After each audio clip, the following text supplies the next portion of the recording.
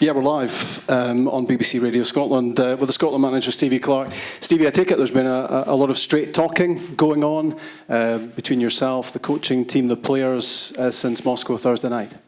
Yeah, just looking to get over the disappointment of the other night and get ready for the next game.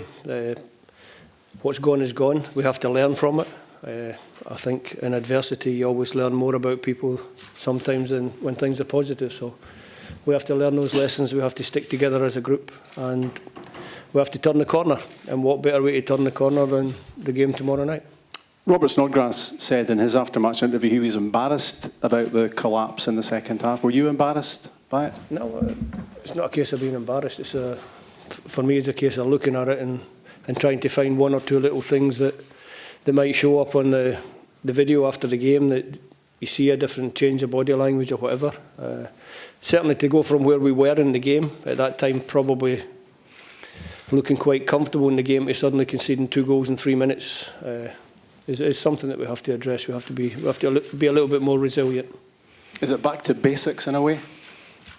Yeah, I think it's always a case of if you get the basics right, then everything else falls into place. The basics are to make sure that we go to the game on Sunday in a more positive frame of mind, and you can only do that by working hard. We had a good training session this morning. There was 1 or 2 little half smiles. I can't say there was anybody too happy this morning, but 1 or 2 little half smiles. And footballers are a resilient breed. You know, you're in this game and you're used to the highs and the lows, and the highs and the lows come really quickly. So we've had the low.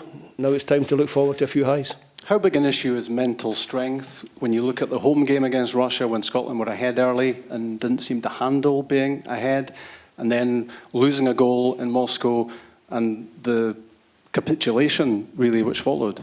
Well, I think it was the 2 quick goals rather than just the 1 goal in Moscow. You know, the second goal came really less than 3 minutes after the first one, and it was a great strike, and sometimes that can happen. I think the mental strength of the players is something that we have to work on, but they have to work on that themselves. And like I said, the only way to turn the corner, I said it the other night, is to win matches. We can keep looking back and beating ourselves up, which we're quite good at in this country. Or we can say, okay, everything that we want to achieve is still in front of us. That's the way I have to look at it. If you look at the possibilities, we have to win the next 3 games to finish third in the group. Second would be a dream, but third in the group, we have to win the next 3 games. That's still in front of us. If we win those 3 games, we'll get the positivity back around the place that we're all striving to get. And if we do that, we'll go into the playoff games in March, hopefully with 2 matches to secure qualification for Euro 2020. So everything is still in front of us. No matter how bad it's been or how disappointed we are, we still have everything in front and everything to play for.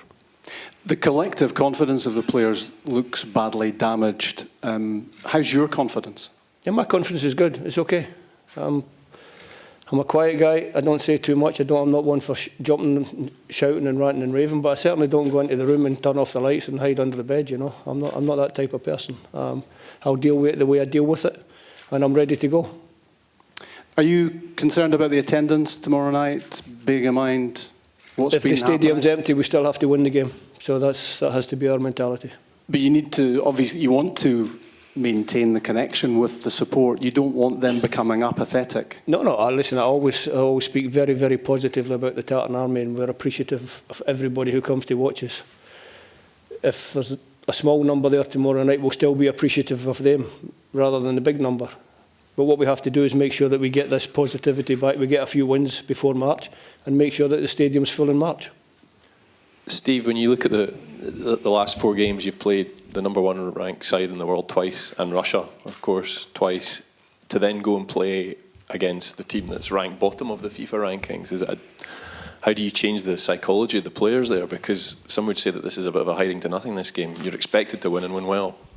Yeah, if you have a negative outlook, you look at it as a hiding to nothing, or as a group of players, we should be looking at it and saying we want to win the game, and the first objective is always to win the game. So if we can win the game, great. If we can win the game well, even better. Would you say that the hard work starts now? Because, as you said, there's 5 games potentially between Scotland and the Euros. I can promise you it's been hard work up until now. We've been working hard. Everybody's been working hard. You might not have seen it, you might not have certainly you haven't seen it in the results. I know more about my players now than I did when I came into the job in June, and I'm sure they know a little bit more about me. You implied after Thursday night that you might make changes. Is that still your intention?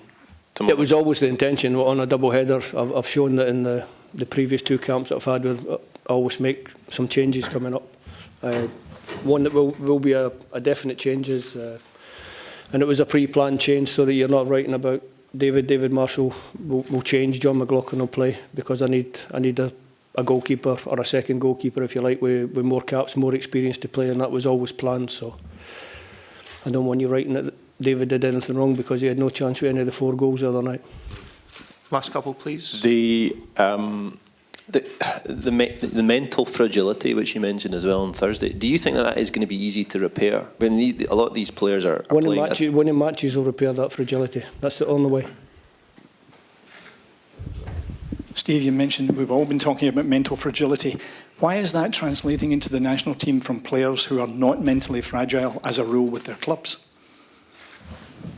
It's a good question, Roddy, and it's a difficult one to answer because I don't know. Everybody's different. Everybody handles adversity in their own way. Like I said, I'll handle it differently to Darryl sitting there. We all handle things differently. Obviously, we're on a poor run. It's 4 defeats now, and 3 of those 4 defeats were heavy defeats. So the only way to change it is to win matches. We have a chance to win a match on Sunday night, and that's what we have to do. When you look at the rest of the tables and you look at teams that are in contention, there are probably 8 or 9 of comparable size to Scotland and not with comparable leagues. Is that a reproach to us or a target for us? I think listen. You have to aspire to be the best. So we have to look at the games against Belgium and Russia, and realise how far away we are from those nations, and we have to try and close that gap as quickly as possible.